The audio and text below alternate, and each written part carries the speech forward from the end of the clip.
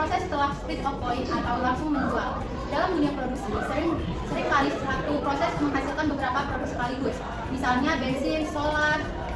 Nah, di titik tertentu yang disebut split of point, perusahaan harus menentukan apakah produk-produk ini bisa langsung dijual seperti apa adanya atau diproses lebih lanjut supaya nilai jualnya meningkat. Tapi keputusan itu tidak bisa asal diambil. Harus ada pertimbangan antara biaya tambahan yang dikeluarkan dan pendapatan tambahan yang didapat kalau produk diolah lagi. Jadi di video kali ini kami akan menjelaskan cara manajemen mengambil keputusan yang paling menguntungkan lewat analisis diferensial lengkap dengan contoh perhitungan produk X dan Y. Oke, baik, sebelum kita masuk pada contoh, kita pahami dulu konsepnya. Nah, beberapa produk dihasilkan bersama-sama dari satu bahan baku dan satu proses produksi. Contohnya tadi sudah disebutkan oleh Arya, seperti bensin, solar, pelumas, dan minyak bumi. Produk tersebut disebut sebagai joint products dan biaya yang muncul sampai titik pemisahan disebut joint cost. Nah, split of point adalah titik di mana produk-produk itu mulai dipisahkan dan dijual secara terpisah. Setelah titik ini, manajemen harus memutuskan apakah produk langsung dijual atau diolah lagi untuk menaikkan harga jual. Untuk mengambil keputusan, digunakan analisis diferensial, yaitu membandingkan tambahan pendapatan dan tambahan biaya kalau produk diproses lebih lanjut. Sudah paham sampai di sini? Oke, selanjutnya kita akan masuk pada contoh kasus yang akan dibahas oleh Judita, teman kita. Nah, yang selanjutnya kita akan membahas contoh kasus. Terlebih dahulu kita akan membahas 4 tahap, yaitu yang pertama menentukan masalah, yang kedua identifikasi alternatif pilihan, yang ketiga mengumpulkan informasi yang relevan, yang keempat yaitu membuat keputusan. Contoh yang kami ambil yaitu sebuah perusahaan menghasilkan 2 produk X dan Y dengan total biaya bersama atau joint cost sebesar 104.000. Produk X per tahun 10.000 unit dapat dijual dengan harga Rp10 per unit. Pada split of point, produk X diproses lebih lanjut dengan biaya tambahan 30.000 dan dapat dijual dengan harga Rp15.000 per unit. Produk Y per tahun 6.000 unit dengan harga Rp16 per unit. Produk Y dapat diproses menjadi produk A dan B. Produk A sebesar 4.000 unit dengan harga jual Rp12 per unit dan produk B 2.000 unit dengan harga jual Rp20 per unit.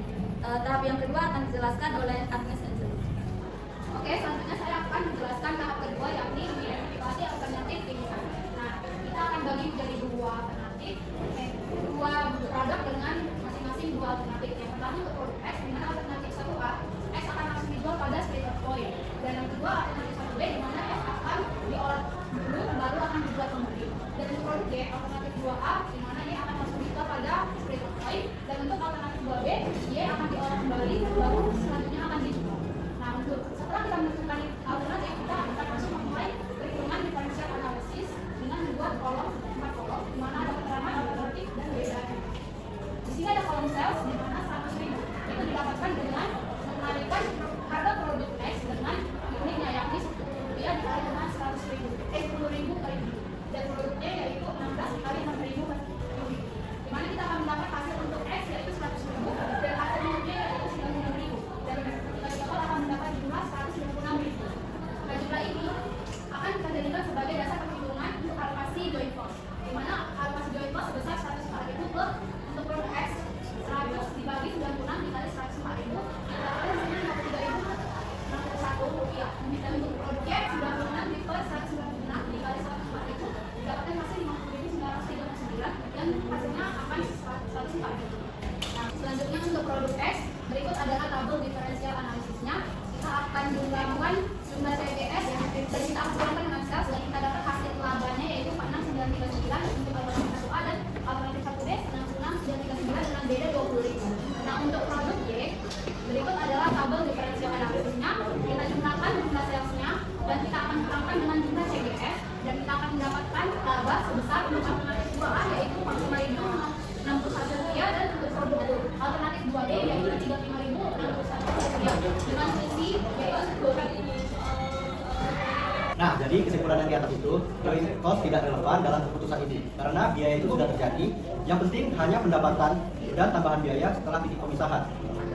Dan keputusannya lebih baik menjual produk X setelah proses tambahan dikarenakan memberi laba yang lebih tinggi sebesar Rp66.939, lalu menjual Y langsung pada split of point karena memberikan laba yang jumlahnya lebih besar dengan total sebesar Rp45.061. Dengan analisis diferensial ini, perusahaan bisa membuat keputusan yang rasional dan menguntungkan. Ya.